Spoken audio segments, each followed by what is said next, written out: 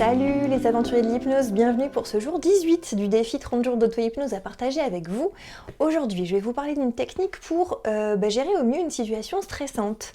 Le stress, c'est un peu le mal du siècle, donc j'ai pensé que cette technique pourrait vous être utile. Je l'ai moi-même testée ce matin. Alors, je vais vous en parler, c'est une technique que j'ai trouvée dans le livre de Wilfried Nkodia, hein, le manuel de l'auto-hypnose. Je vous en ai déjà parlé, je vous remettrai la référence en dessous de la vidéo. Je vais vous l'expliquer tout de suite et puis je vous dirai après ce que j'en ai pensé. Donc, dans le cadre de cette technique, vous allez d'abord induire l'état d'hypnose, hein, comme d'habitude. Si vous ne maîtrisez pas ce qu'on appelle l'induction, n'hésitez pas à aller voir sur mon blog, à la page débutant, commencez ici, vous trouverez toutes les techniques possibles par rapport au fait d'induire l'état d'hypnose. Donc, une fois que vous avez induit l'état d'hypnose, vous allez vous concentrer quelques instants sur la situation qui vous stresse. Ça peut être tout et n'importe quoi, hein. Ça peut être un entretien d'embauche, ça peut être un projet que vous avez à mener au travail, ça peut être un saut en parachute que vous avez programmé prochainement. Enfin, voilà, quelle que soit la situation stressante, focalisez votre attention dessus. Et concentrez-vous sur les sensations que cela vous provoque.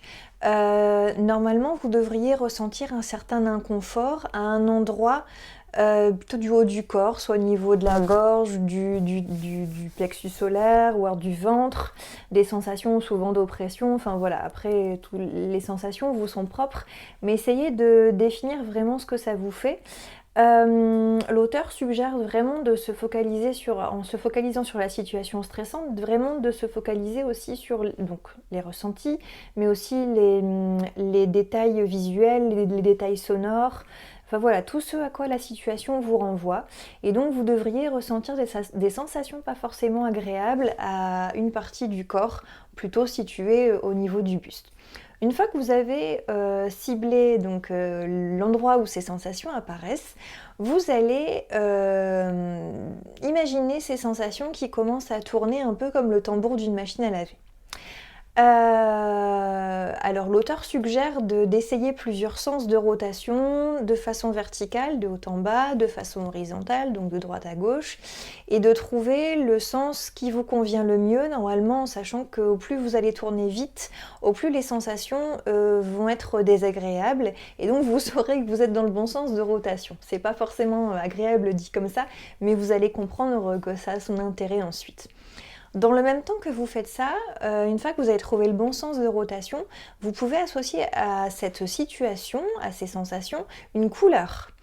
Moi, c'est la couleur rouge qui m'est apparue. Moi, voilà, j'ai associé ça à cette situation stressante. J'avais une situation en tête, voilà, qui me stresse un peu. Après, je vous avoue, c'était pas non plus un grand niveau de stress, mais quand même, et j'avais surtout envie de tester cette technique pour pouvoir vous en faire part après, dans le cadre de ce défi. Je trouvais ça intéressant.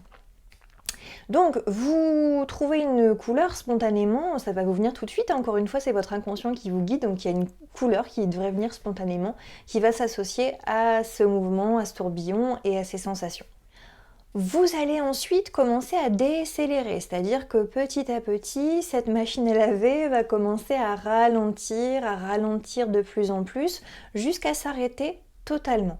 À ce moment-là, il doit y avoir comme un espèce de vide émotionnel, c'est-à-dire que tout s'arrête et du coup normalement, il doit y avoir une espèce de vide émotionnel, tout doit être très, très calme du coup. Une fois que vous êtes à l'arrêt, vous allez ensuite repartir dans le sens de rotation inverse. Donc vraiment c'est important, vous partez dans le sens de rotation inverse de tout à l'heure et cette fois-ci vous allez vous focaliser sur un ressenti positif. Alors ça peut être intéressant de penser à une situation positive parce que du coup les ressentis positifs vont venir beaucoup plus facilement. Et comme tout à l'heure, vous allez associer une couleur à ces ressentis positifs. Pour moi, c'est la couleur verte qui m'est apparue. Certainement que je l'associe inconsciemment à la détente, je sais pas, quelque chose qui est positif en tous les cas. Donc voilà, vous partez dans l'autre sens de rotation et vous associez ce sens de rotation à une nouvelle couleur et surtout à des ressentis positifs. Quand vous sentez que vous avez bien profité de ces sensations agréables, vous allez petit à petit arrêter cette rotation, hein, la décélérer tout doucement jusqu'à la faire s'arrêter complètement. Et vous allez penser carrément à autre chose. Voilà, pensez à ce que vous voulez pendant à peu près 30 secondes, vous pensez carrément à autre chose. Une fois que c'est fait, vous allez penser à nouveau à la sensation du début, cette situation qui était pour vous plutôt stressante. Et vous devriez constater que normalement, les sensations que vous aviez par rapport à cette situation ont dû changer et qu'elles ont dû s'associer davantage à cette nouvelle couleur en quelque sorte, à ces nouvelles sensations plus positives. Voilà, donc c'est une technique, encore une fois, assez abordable, assez accessible, il n'y a rien de compliqué là-dedans. Alors maintenant, moi, comment je l'ai vécu, je vais être honnête, c'est pas une technique que je me suis vraiment appropriée. J'ai eu beaucoup de mal à retenir ce que je devais faire, à quel moment je devais le faire, certainement parce que c'est la première fois que je l'utilise. Mais du coup, j'en ai pas forcément constaté les effets. C'est pas gênant puisque je vous rappelle qu'en hypnose, voilà, une technique qui convient à l'un ne conviendra pas forcément à l'autre. C'est d'ailleurs pour ça que lorsqu'on est en cabinet et qu'on est face à quelqu'un, on fait ce qu'on appelle de l'utilisationnel, c'est-à-dire qu'on utilise ce que la personne va nous dire pour adapter la séance en conséquence. Quand vous faites de l'auto-hypnose, n'hésitez pas à essayer plusieurs techniques jusqu'à trouver celle qui vous correspond vraiment. C'est aussi pour ça que je vous donne un tel panel de techniques, parce que ça vous laisse le choix du coup d'essayer, de tester et de voir ce qui vous réussit le mieux. Donc voilà, après moi je pense aussi que cette technique peut-être, comme plein d'autres, ça vaut peut-être le coup de la refaire plusieurs fois jusqu'à ce que ce soit vraiment ancré en nous, c'est-à-dire que cette nouvelle couleur positive soit complètement intégrée et associée à la situation stressante. Moi c'est l'impression que ça m'a fait. Dites-moi un peu si vous l'essayez, ce que ça donne chez vous. Je serais curieuse de savoir ce que ça peut donner. Voilà, écoutez, en tous les cas, je suis contente d'avoir partagé ça avec vous pour le jour 18 de ce défi.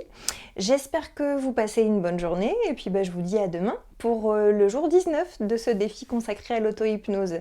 À demain, salut!